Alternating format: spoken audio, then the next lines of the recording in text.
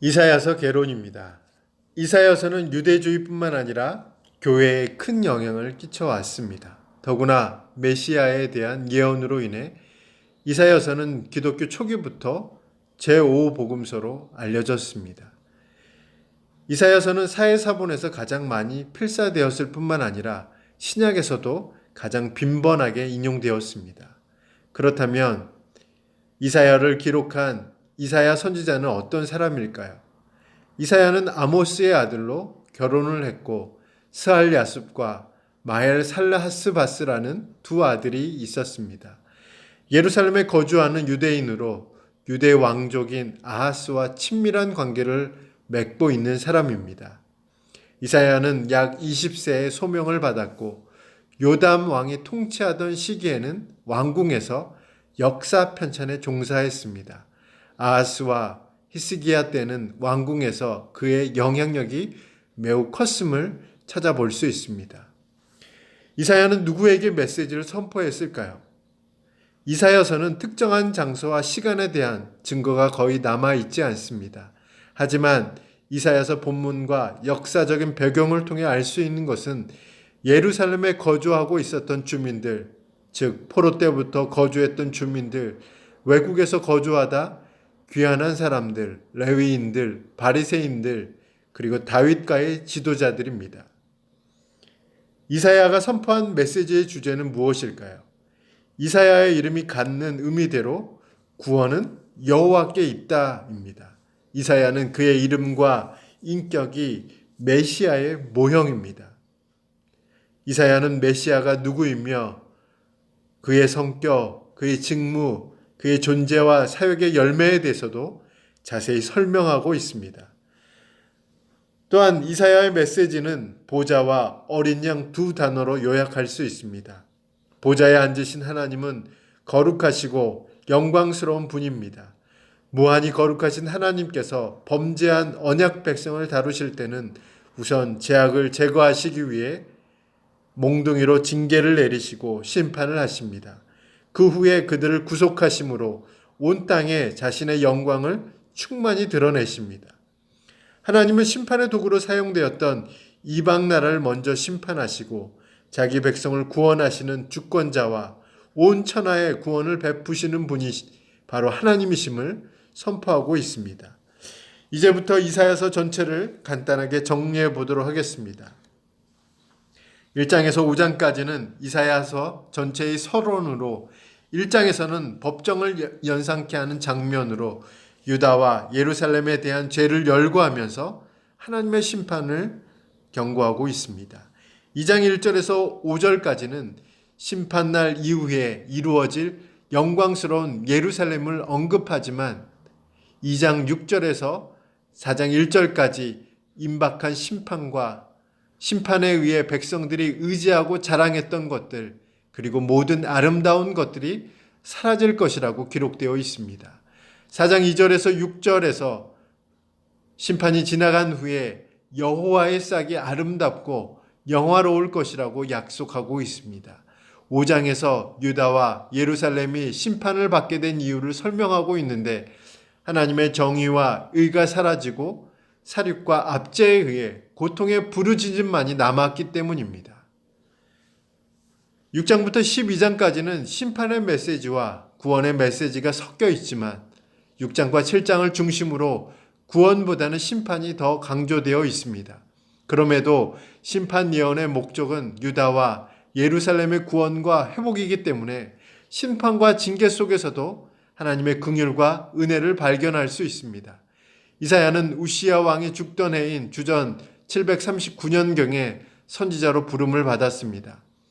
이사야가 선지자로 부름을 받고 난 7년 후에 아수르를 대항하는 아람과 북이스라엘은 남유다를 동참시키려고 압박하는 상황 속에 있었습니다.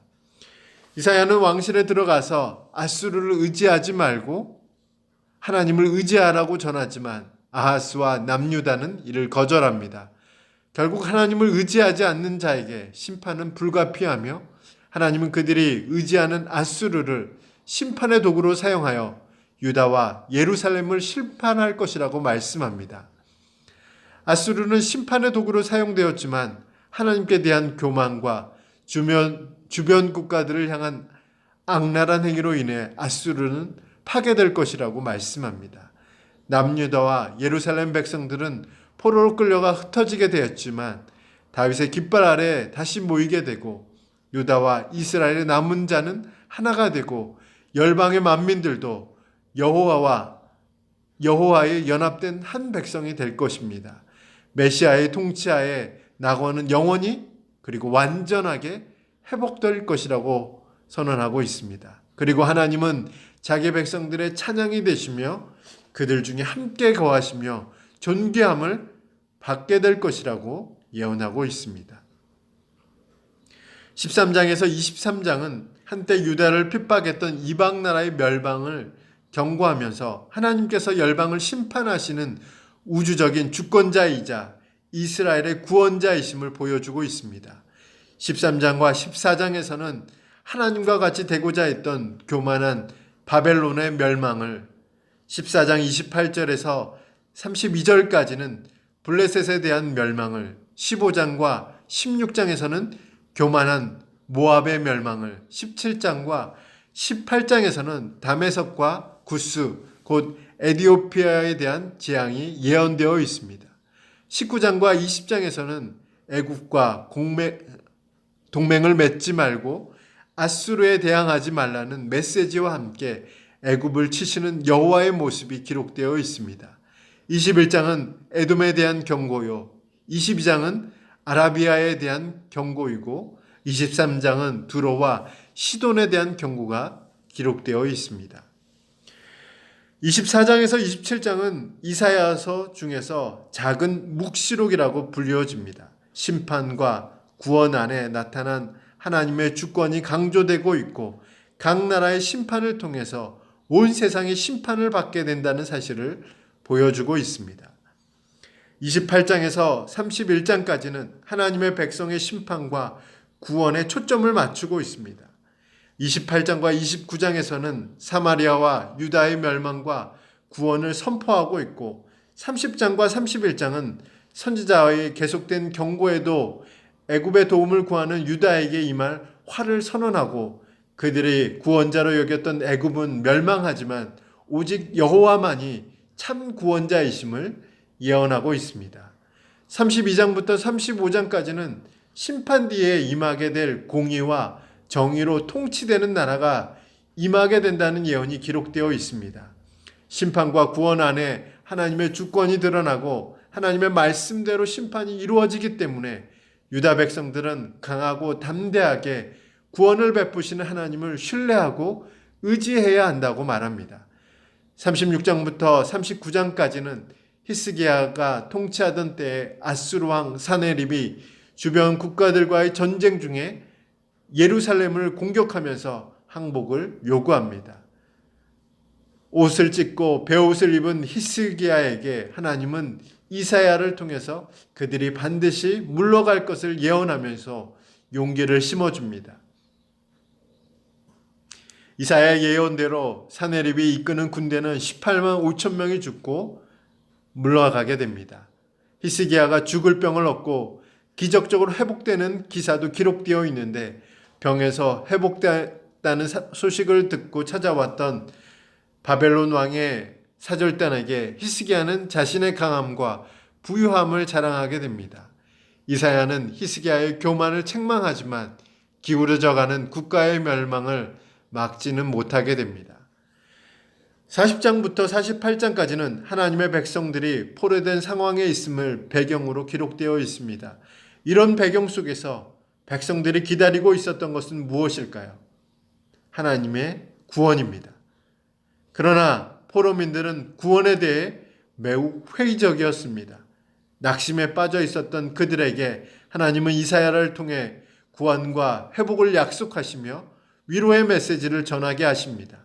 40장에서 백성들의 죄에 대한 징벌이 끝났고 하나님과의 단절된 관계가 회복되어 하나님의 구원을 경험하게 될 것이라고 예언하고 있습니다. 41장과 42장에서는 역사의 주재자이신 하나님이 이스라엘을 하나님의 종이자 제사장 나라로 임명하셨고 비록 지금은 작고 쓸모없는 작은 벌레와 같이 멸시와 천대의 대상이 되었지만 이제는 고국으로 귀환하여 하나님의 종과 제사장 나라의 사역을 감당하게 될 것이라고 말하고 있습니다.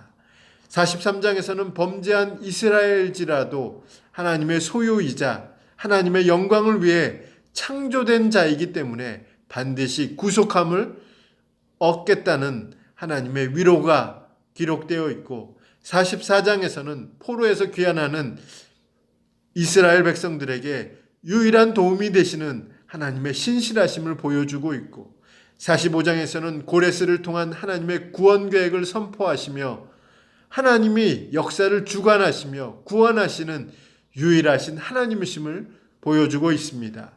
46장과 47장에서는 무능력한 우상들을 섬기고 있었던 바벨론의 멸망과 바벨론 우상들의 몰락을 기록하고 있고 48장에서는 완고함을 버리고 여호와의 말씀에 주의를 기울일 것을 당부하시면서 고레스를 통해서 구원하시겠다는 약속의 말씀이 전해지고 있습니다. 49장에서 57장은 메시아의 구원과 이스라엘의 회복이라는 주제가 기록되어 있습니다. 하나님은 자신의 종으로 이스라엘을 삼았지만 이스라엘은 실패했습니다. 하나님은 고난받는 종인 메시아를 통해서 이스라엘에 실패한 하나님의 구원 사역을 완성해 가십니다.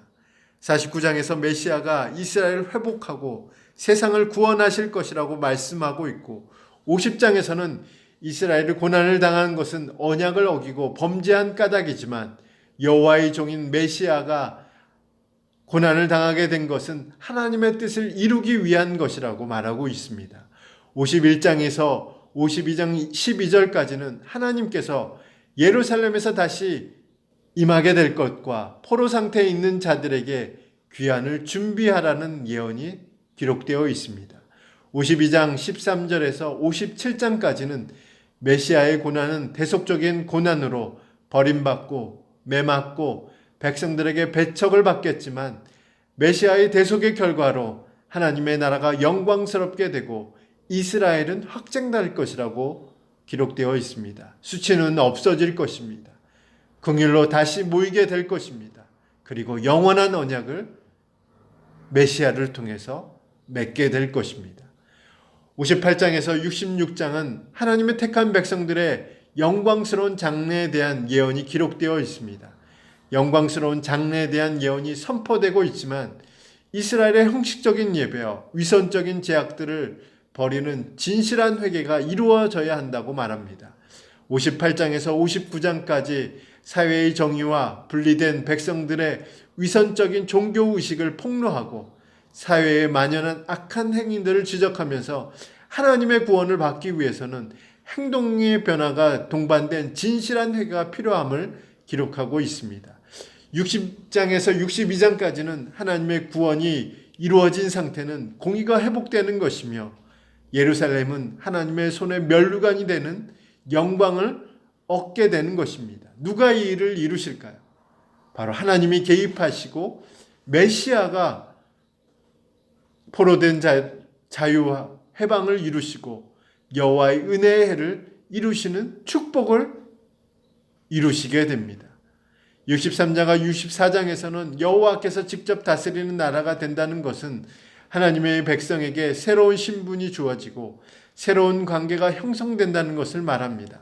백성들은 자신들의 죄를 자백하면 하나님의 자비를 구하게 될 것입니다.